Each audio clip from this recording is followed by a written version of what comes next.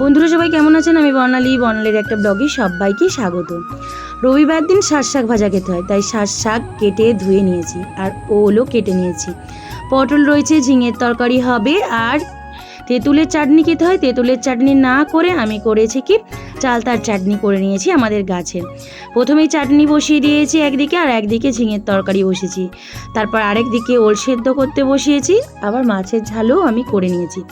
এইভাবে দুই দিকে গ্যাসে বসিয়ে দিয়ে দুটো কড়া আমি তাড়াতাড়ি রান্না করে নিয়েছি। এতগুলো রান্না ভাত বসিয়ে দিয়েছি। আর এইখানে আমাদের দেখুন সব রান্নাবান্না কমপ্লিট। প্রথমে মাছের ঝাল, ঝিঙের তরকারি, শাক ভাজা, তারপরে চালতার চাটনি, পটল ভাজা, আর এই দিকে রয়েছে ওল সেদ্ধ করে মাখানা হয়ে রয়েছে। আর তারপরে ওল মাখানার জন্য আমি এইখানে সর্ষে, কাঁচা লঙ্কা সব বেটে রেখেছি। আর তো রয়েছে লেবু আর ঘি।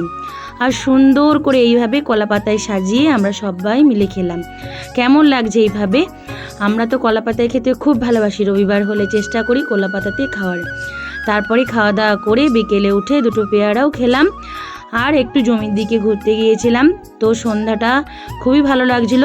সন্ধ্যের আগের মুহূর্তটা এইভাবেই সারাদিনটা কাটালাম। কেমন লাগলো জানাবেন।